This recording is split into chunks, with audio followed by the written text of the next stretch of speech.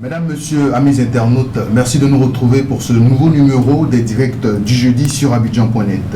Le Conseil des ministres du mercredi 30 septembre 2015 a adopté les conclusions de l'étude nationale de la prospective Côte d'Ivoire 2040, conduite par le Bureau national de la prospective et de la veille stratégique.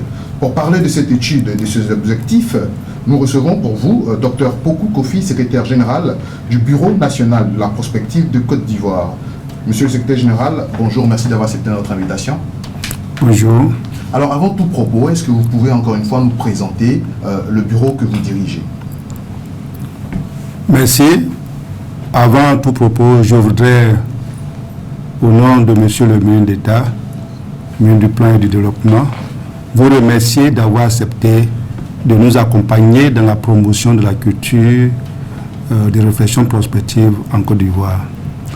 Le Bureau national de la prospective et de la veille stratégique est une structure rattachée au cabinet du ministère d'État, ministère du Plan et du Développement, et chargée de conduire toutes les réflexions prospectives et stratégiques nécessaires à la définition de la vision que la Côte d'Ivoire souhaite se donner dans le temps et dans l'espace. Le bureau a été créé par décret du président de la République et nous avons pour activité principale de conduire les études nationales, des réflexions prospectives. Quand on parle de réflexions prospectives, il y a plusieurs aspects. Il n'y a pas que les études nationales prospectives, mais il y a également les réflexions territoriales et sectorielles. Il y a également, nous avons pour mission de promouvoir la réflexion prospective de la Côte d'Ivoire, renforcer les capacités nationales en matière de réflexion prospective et de veille stratégique et de créer un cadre d'action de tous les acteurs au développement de la Côte d'Ivoire. Monsieur le secrétaire général, vous avez parlé de définition. On aimerait saisir ce mot pour vous demander de définir certaines terminologies, notamment la veille stratégique, également la notion de système national de planification pour l'Ivoirien lambda. La veille stratégique est un instrument qui prend la forme d'un service socio-économique qui collecte des données, des informations, qui les traite, qui les analyse et dégage des stratégies, met à la disposition du gouverneur des indicateurs stratégiques pour éclairer sa prise de décision. En ce qui concerne donc, le système national de planification, il y a une chaîne, il y a un cycle de planification qu'on appelle la chaîne 3P BSE. Prospective, planification, programmation, budgétisation et suivi-évaluation. Et comme vous le constatez, la prospective est le premier maillon de cette chaîne. Et elle est intéressante, cette chaîne est intéressante pour l'organisation du développement d'un pays. Il faut anticiper sur le futur et mettre à la disposition les réflexions de cette anticipation au service de la planification stratégique pour décliner ces réflexions en plan et programme de développement. Monsieur le secrétaire général, le mardi 15 décembre dernier, vous avez initié une conférence en collaboration avec la communauté ivoirienne de l'intelligence économique et la Commission nationale de la prospective et de la veille stratégique. Alors, quel était l'objectif de cette conférence et quels étaient les moments forts de cette rencontre? Nous avons, comme vous avez dit vous-même, terminé l'étude nationale prospective Côte d'Ivoire 2040 et contrairement aux autres études prospectives antérieures, l'étude Côte d'Ivoire 2040 prévoit un mécanisme de veille stratégique. Et la veille stratégique est une innovation, demeure une innovation dans le système de planification de la Côte d'Ivoire. Et donc il était important, nécessaire pour nous de mobiliser tous les acteurs du système Côte d'Ivoire pour faciliter l'intégration de la veille stratégique dans le comportement de l'Ivoirien nouveau. Au cours de cette rencontre, il y a eu notamment une conférence de presse animée par un expert international. Oui. Qu'est-ce qui a milité en faveur de cet expert et qu'est-ce qu'il a déroulé lors de sa présentation? Oui, comme je le disais tantôt, comme c'est un domaine nouveau, on a souhaité la contribution d'un expert international qui donc a des connaissances dans le domaine pour venir échanger avec les acteurs nationaux sur la nécessité du mécanisme de veille stratégique, sur comment nous allons opérer en Côte d'Ivoire et quelles sont les articulations avec l'étude et les grands problèmes majeurs de la Côte d'Ivoire. Monsieur le secrétaire général, je le disais tantôt, le Conseil des ministres du 30 septembre a adopté les conclusions de l'étude que vous avez menée. Alors, quelles sont les grandes lignes de cette étude? Mais avant, quelles sont les actions que vous avez initiées en prélude aux conclusions de cette étude? Comme vous le savez, une étude nationale prospective suit plusieurs étapes, notamment ce qu'on appelle la constitution de la base de données. Cette base de données renferme, donc comporte les études bilan, le bilan diagnostic des études passées pour déceler les défis et enjeux résiduels, pour évaluer un tant soit peu la méthodologie suivie et la mise en œuvre des conclusions de ces différentes études. Après ça, nous avons conduit des études sectorielles, les secteurs d'intérêt national, comme l'économie, la société, l'aménagement du territoire, la politique, etc. Et nous avons conduit des études complémentaires pour renforcer la base de données disponible, notamment sur le système éducatif, sur les conditions de développement durable de la Côte d'Ivoire et sur la mondialisation.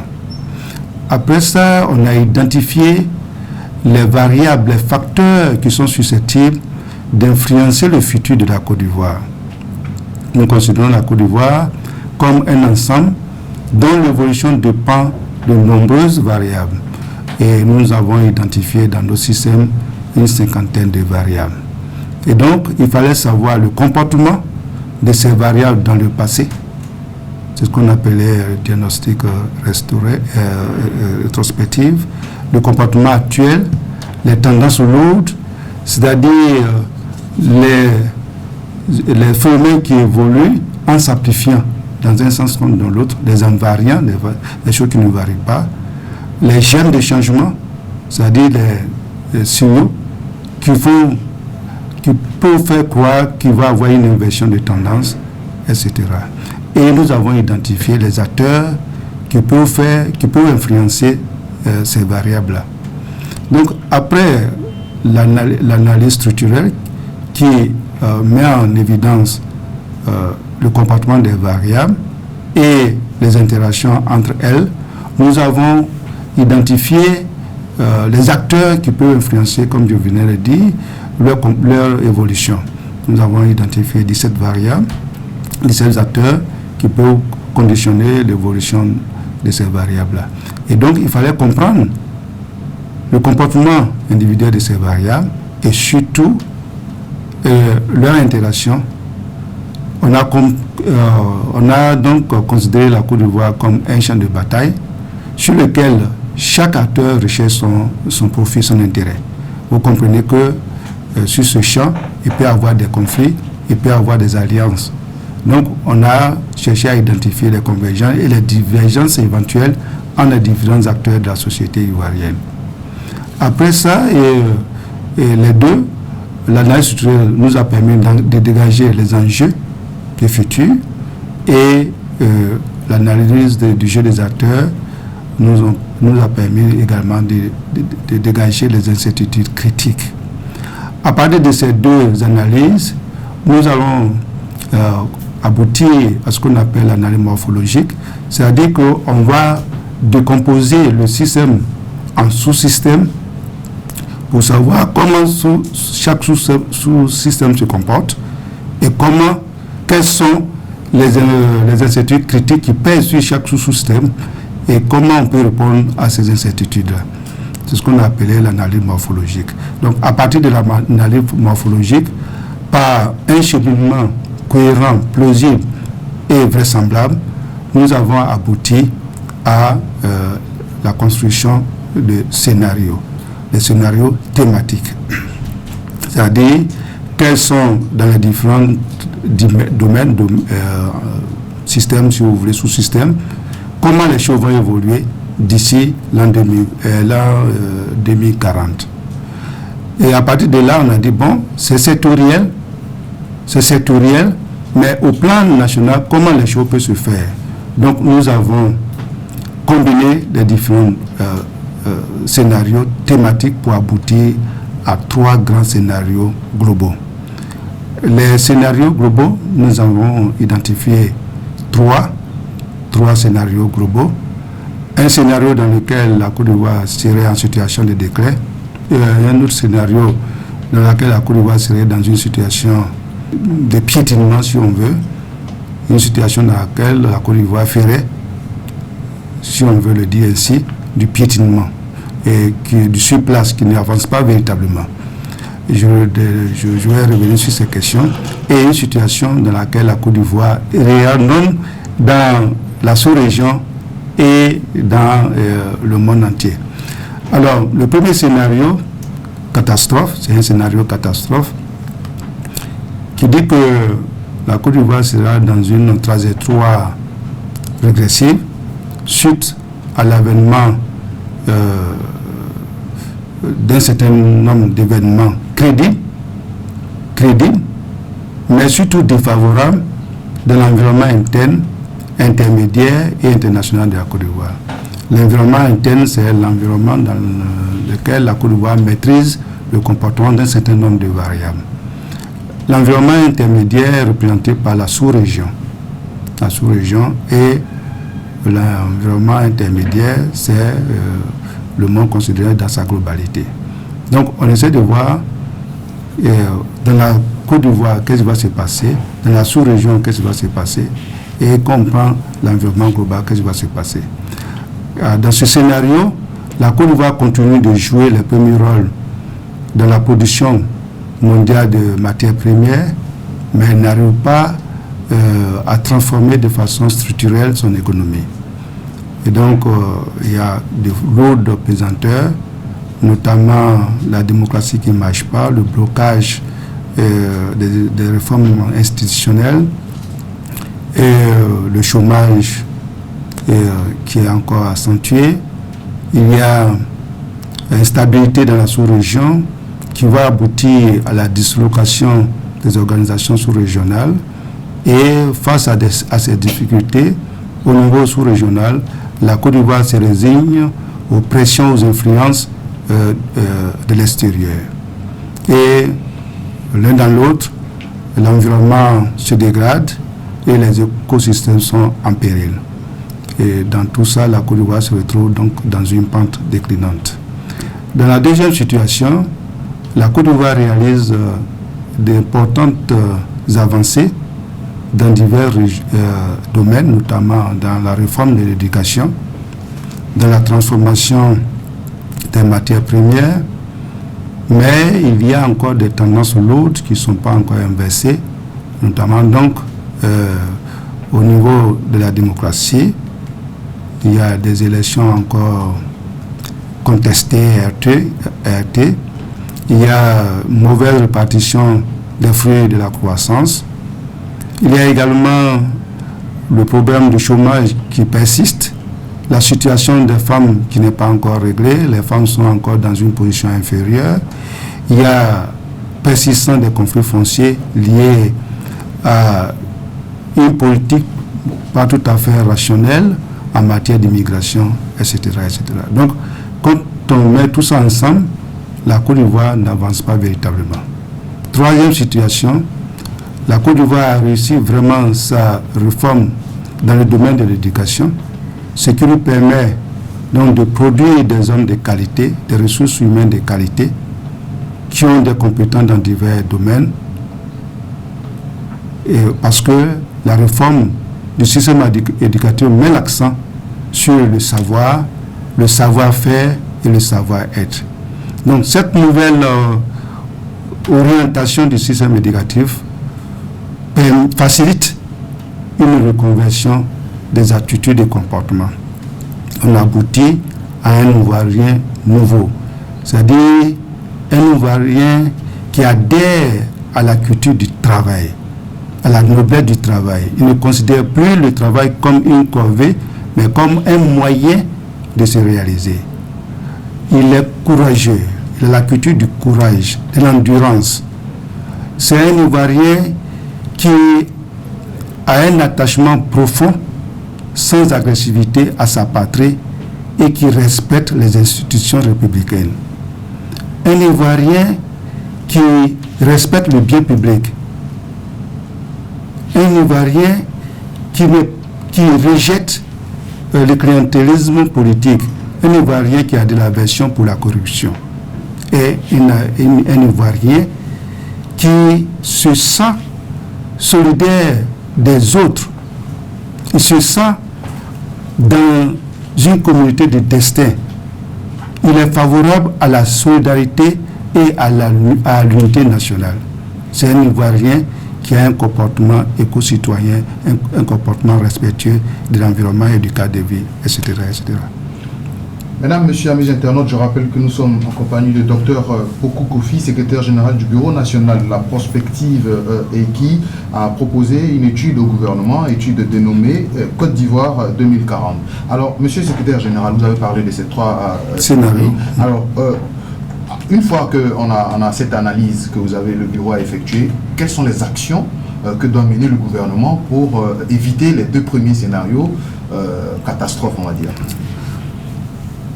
Bon, en réalité, nous avons prévu un seul scénario catastrophe et un scénario tendanciel, le piétinement ou le piétinement, et puis un scénario normatif, le rayonnement de la Côte d'Ivoire. Mais après ces scénarios, à partir donc de la base de données rétrospectives, la base de données prospectives d'ensemble, j'allais dire, et des enjeux du futur, nous avons formulé une vision pour la nation ivoirienne pour l'horizon 2040. Pourquoi 2040 justement, M. le secrétaire général? Une étude prospective est une anticipation sur le futur d'une organisation ou d'un territoire sur le long terme. C'est sur la longue durée. Et généralement, c'est au-delà d'une génération, c'est-à-dire 25-30 ans.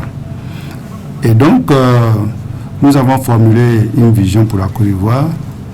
Et cette vision est ainsi formulée: Côte d'Ivoire, puissance industrielle, unie dans sa diversité culturelle, démocratique et ouverte sur le monde. Alors, pour réaliser cette vision qui est un pari sur le futur, je le dis encore, c'est un pari sur le futur. Donc, pour réaliser ce pari, il est nécessaire de mettre en place des stratégies. Donc, un certain nombre de stratégies a été proposé pour réaliser cette vision de la Côte d'Ivoire, notamment dans le domaine de l'éducation, de l'agriculture, de l'industrialisation, la politique, le processus politique, l'ouverture sur l'extérieur, au niveau même de l'unité nationale. Il y a un certain nombre d'orientation a été fournie au gouvernement pour tendre vers cette vision déclinée dans Côte d'Ivoire 2040. Vous avez remis les conclusions de vos travaux au gouvernement. Vous avez émis des visions pour une vision. Alors, maintenant, qu'est-ce que fait le bureau? Alors, le bureau, comme je l'ai dit tantôt, est dans une phase tout à fait déterminante actuellement. Nous avons formulé une vision, nous avons formulé des scénarios, nous avons formulé des stratégies. Il faut suivre et opérationnaliser ces résultats. Et cela ne peut se faire que dans le cadre d'un mécanisme de veille stratégique. C'est pour ça que nous avons organisé la conférence pour sensibiliser tous les acteurs du système Côte d'Ivoire. Quand je parle de système, il faut bien comprendre cela. C'est un ensemble dont l'évolution dépend de plusieurs variables et de plusieurs acteurs. Donc il faut sensibiliser ces acteurs qui peuvent conditionner l'évolution du système sur la nécessité et l'importance de la veille stratégique. Dans un premier temps, la veille permettra de suivre les résultats et d'alerter en temps réel les gouvernants sur l'évolution du système. Quand ça marche bien, il faut dire aux gouvernants que ça marche très bien, ça marche bien, et comment il faut faire pour maintenir la tendance. Si ça ne marche pas bien, il faut dire aux gouvernants que ça ne marche pas bien et qu'est-ce qu'il faut faire pour renverser la tendance. De façon simpliste, voici ce que nous allons faire dans un premier temps. Deuxième temps, c'est ce que nous sommes en train de faire avec vous. Il faut diffuser largement les résultats de Côte d'Ivoire 2040. Il faut que tout le monde comprenne ce que c'est que la prospective, ce que c'est que Côte d'Ivoire 2040 et comment on doit faire pour que Côte d'Ivoire 2040 soit différente de la Côte d'Ivoire actuelle. Est-ce à dire, quand vous parlez de veille stratégique, que vous allez surveiller le gouvernement, est-ce que vous avez un pouvoir de coercition si un acteur, un maillon de la chaîne ne respecte pas les recommandations que vous avez faites par exemple? Il n'y a pas de suprématie du Bureau national de la prospective sur le gouvernement. Nous sommes une structure gouvernementale. Notre rôle, c'est d'orienter les décisions du gouvernement. Nous sommes là, bureau, et nous sommes là et nous disons voici ce qui est bon, voici ce qui n'est pas bon. Et nous proposons des orientations au gouvernement, c'est tout. Nous n'avons pas de suprématie sur le gouvernement. Alors, docteur Poukoukofi, nous sommes à la 4e étude nationale prospective. En quoi celle-ci diffère des 3 précédentes? Quelles sont les particularités de cette dernière étude prospective? Alors, on aurait dû aborder ces questions au début. Et nous avons une bonne tradition en matière de réflexion prospective en Afrique et dans le monde. Nous avons commencé la réflexion prospective depuis 1973. 1973-1974, avec la première étude nationale prospective que nous avons baptisée Côte d'Ivoire 2000. Après, il y a eu Côte d'Ivoire 2010, réalisée entre 1983 et 1984, et Côte d'Ivoire 2025 entre 1993 et 1995. Et nous sommes à notre 4e étude nationale prospective, ce qui est vraiment à l'avantage des différentes équipes gouvernementales, soucieux donc de planifier, d'organiser le développement de la Côte d'Ivoire. Quand on ne fait pas d'anticipation, on ne fait pas d'organisation du développement, mais on ne sait pas où on va. Et comme le disait un philosophe, au 1er siècle déjà, juste après Jésus-Christ, Sénèque, il dit qu'il n'y a pas de vent favorable pour celui qui ne sait pas où il va. Donc la Côte d'Ivoire veut tout savoir où elle va. C'est d'ailleurs pourquoi elle a toujours proposé, mandaté le Bureau national de la prospective et de la veille stratégique de conduire des réflexions pour orienter l'action du court terme. Et la particularité de Côte d'Ivoire 2040, c'est qu'elle est passée par toutes les étapes en matière de prospective. La construction de la base de données, qui intègre cette fois-ci la phase exploratoire, bien sûr, qui intègre cette fois-ci les méthodes mathématiques comme l'analyse structurelle, l'analyse du jeu des acteurs et l'analyse morphologique. C'est la seule différence avec les autres études antérieures. Et bien évidemment, dans la conduite, il y a eu beaucoup plus, étant donné les méthodes utilisées, d'incertitudes que nous avons identifiées. Voilà. Monsieur le secrétaire général, nous sommes presque au terme de notre entretien. Vous avez parlé de sensibilisation. Avant de conclure définitivement, nous donnons l'occasion de lancer un appel à l'endroit de tous les acteurs que vous souhaitez toucher, avec notamment les conclusions de cette étude. Alors, l'appel que nous devons lancer, c'est que nous allons parcourir toute la Côte d'Ivoire pour diffuser les résultats. pour échanger avec les différents composants de la société ivoirienne. Nous allons faire des renforcements de capacités en matière de prospective et de veille stratégique. Parce que nous voudrons que tous les Ivoiriens s'approprient la tradition de prospective, de réflexion prospective, de veille stratégique.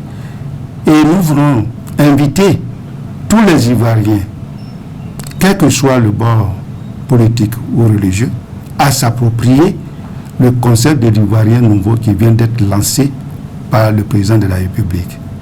C'est important. On ne peut pas avancer si nous ne changeons pas de mentalité, si nous ne changeons pas d'attitude, si nous ne changeons pas de comportement. Donc, pour nous, nous voulons inviter tous les Ivoiriens à s'approprier la notion, le concept de l'Ivoirien nouveau qui vient d'être lancé par le président de la République. Merci, monsieur le secrétaire général. Nous retenons pour notre part qu'il n'y a pas de vent favorable pour celui qui ne sait pas où il va. Oui. Nous avons eu beaucoup de plaisir à vous recevoir et à échanger avec vous sur les questions, notamment de l'étude nationale prospective dénommée Côte d'Ivoire 2040. Docteur Pokou Kofi, secrétaire général du Bureau national de la prospective et de la veille stratégique. Nous avons eu beaucoup de plaisir à vous recevoir et nous souhaitons bon vent à vos actions. Merci beaucoup. Je vais à mon tour vous remercier et souhaiter que vous soyez toujours prêts à venir nous soutenir, à échanger avec nous et nous aider à promouvoir la réflexion prospective et la veille stratégique dans toute la Côte d'Ivoire. Je vous remercie.